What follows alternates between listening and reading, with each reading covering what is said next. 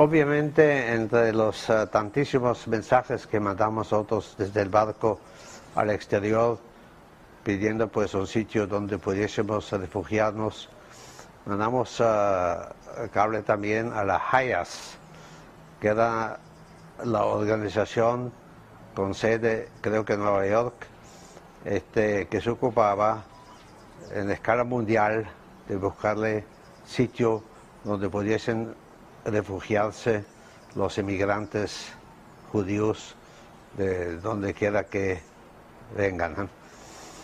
Y HIAS se comunicó con un grupo aquí en Venezuela de la colonia judía, que ya había, incluso antes de nuestra llegada a La Guaira, tomado ciertas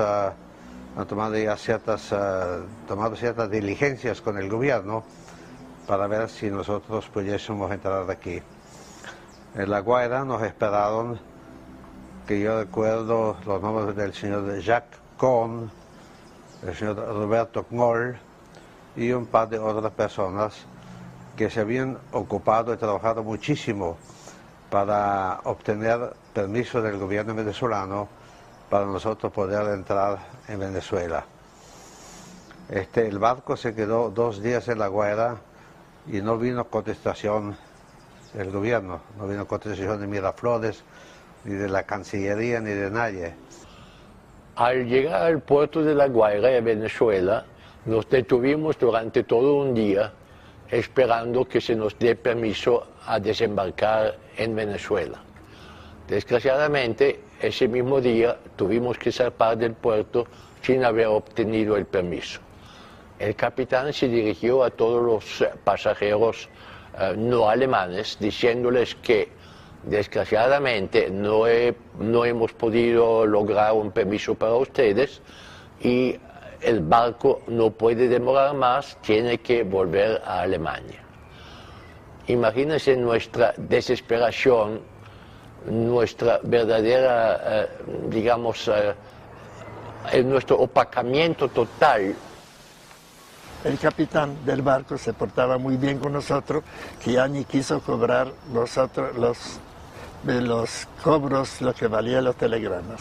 Entonces nosotros nos reunimos y en una noche resolvimos que si tenemos que regresar de Guayana Inglesa, que el barco iba a ir, y de regreso, todo 81 nos vamos al mar, porque nadie de nosotros, ni las mujeres, los niños querían irse para Alemania.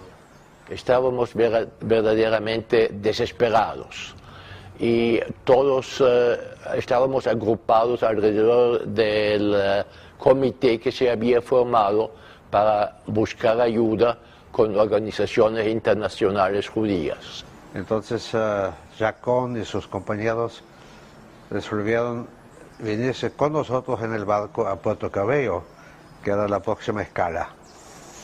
Y ahí estaban ellos en contacto permanente con Caracas y tampoco había contestación ninguna sobre nuestra petición. Ante la mirada atónita de los miembros de la comunidad israelita y de las personas que observaban desde el puerto, el Caribia, con su desembarco denegado y sus pasajeros desesperanzados, dejó las costas venezolanas. Su siguiente objetivo, Curazao. Habiendo salido de Puerto Cabello sin haber obtenido permiso del gobierno venezolano, el barco fue pues a su próxima escala, que fue en Curazao. Y estábamos todos en la cubierta, preocupados a ver si las autoridades de Curazao nos iban a dejar entrar. Y de repente, un muchachito de unos 8 o 10 años que estaba sentado con sus padres al lado de nosotros, dijo: mire papá, ¿qué es lo que está pasando? El sol estaba de este lado, ahora de repente está del otro lado. Y así fue que nos dimos cuenta que algo ha pasado.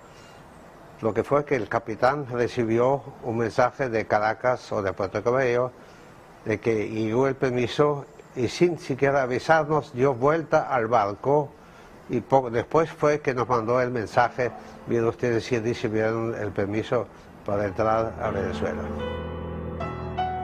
La llegada del Caribe a Puerto Cabello el 3 de febrero de 1939 está llena de leyendas.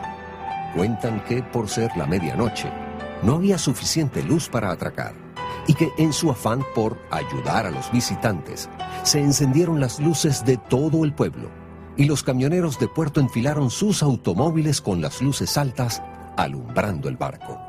Creo que la impresión mayor que he recibido durante todos aquellos episodios que acabo de narrar fue la llegada a Puerto Cabello, donde al desembarcar nos recibió una muchedumbre con aplausos, cariños, abrazos, trajeron frutas y comida, y nosotros que estábamos acostumbrados a tanto odio y tanta repulsión en un continente así llamado civilizado, nos encontramos muy sorprendidos de que los indígenas que nosotros habíamos pensado eran mucho más atrasados que nosotros, nos enseñaban cuál era la calidad humana que realmente la gente podía tener.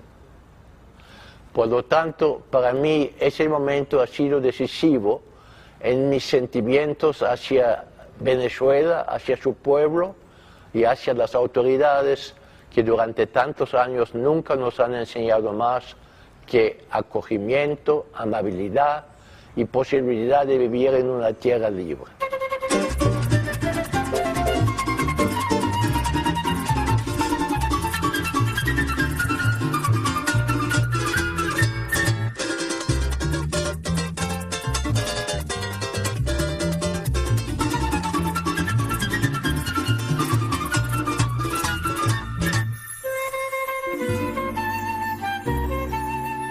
Una característica que tiene la vida nacional venezolana de siempre es la de una gran tolerancia, tanto entre quienes habitan el país como con respecto a quienes llegan al país.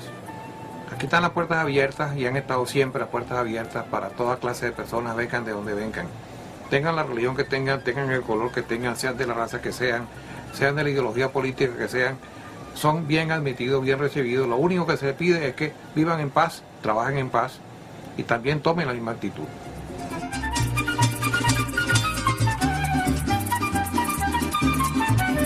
La política de puertas abiertas venezolana permitió entre los años 1935 y 1950 la llegada al país de unos 7.500 judíos.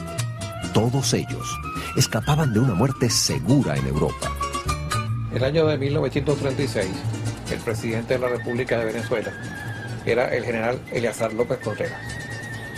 El presidente López tomó como filosofía de su actividad de gobernante lo que ya he señalado que era una manera de pensar en el país, la tolerancia.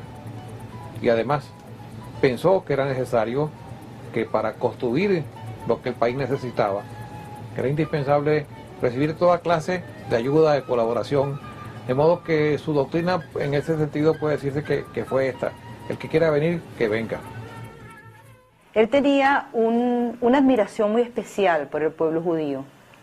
Mucho más que admiración, era un sentimiento. Él mismo lo decía: yo debo tener algo de judío, no solamente por llamarme Eleazar, sino por esto que siento.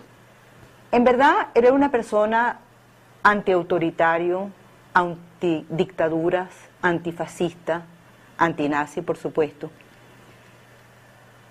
Y creo que esa identificación tan fuerte con lo que era la penuria del pueblo judío, para él era bien importante, y nos lo decía constantemente. Fue una suerte para Venezuela que el general López Contreras asumiera el mando en esas circunstancias, pues el país venía de una larga dictadura de más de 30 años, primero con Cipriano Castro y después con Juan Vicente Gómez, y antes de ellos un siglo entero de guerras, contiendas, alzamientos. De manera que con López llegó verdaderamente la paz estable del siglo XX, después que Juan Vicente Gómez había logrado la pacificación del país, indudablemente.